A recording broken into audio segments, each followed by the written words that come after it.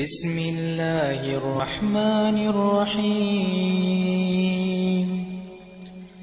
سبح لله ما في السماوات وما في الأرض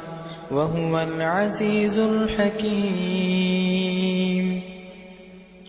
يا أيها الذين آمنوا لم تقولون ما لا تفعلون كبر مقتا عند الله أن تقولوا ما لا تفعلون إن الله يحب الذين يقاتلون في سبيله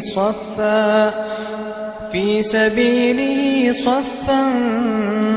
كأنهم بنيان مرصوص وإذ قال موسى لقومه يا قوم لم تؤذونني وقد تعلمون أني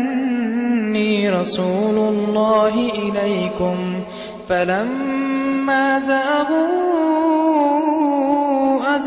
الله قلوبهم والله لا يهدي القوم الفاسقين وإذ قال عيسى ابن مريم يا بني إسرائيل إني رسول الله إليكم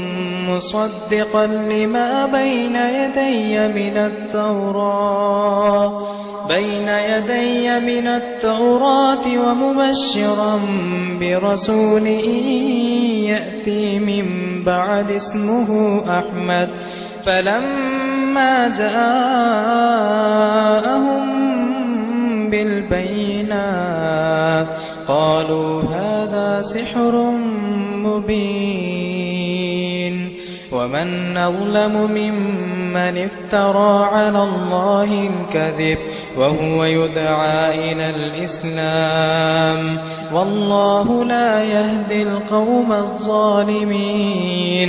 يريدون ليطفئوا نور الله بأفواههم والله متم نوره ولو كره الكافرون هو الذي أرسل رسوله بالهدى ودين الحق ليظهره على الدين كله ولو كره المشركون يا أيها الذين آمنوا هل أدلكم على تجارة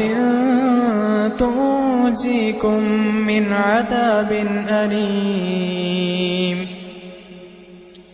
تؤمنون بالله ورسوله وتجاهدون في سبيل الله بأموالكم وأنفسكم ذلكم خير لكم إن كنتم تعلمون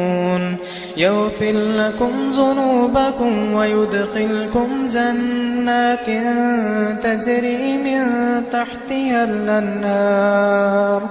تجري من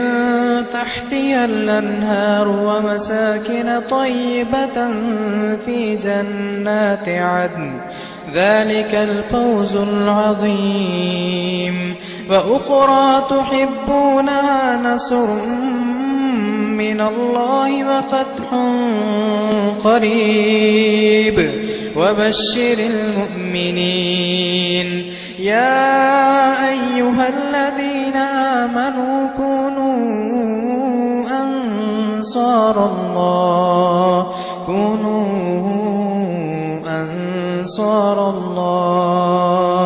كما قال عيسى ابن مريم للحواريين من أنصاري إلى الله قال الحواريون نحن أنصار الله فآمنت طائفة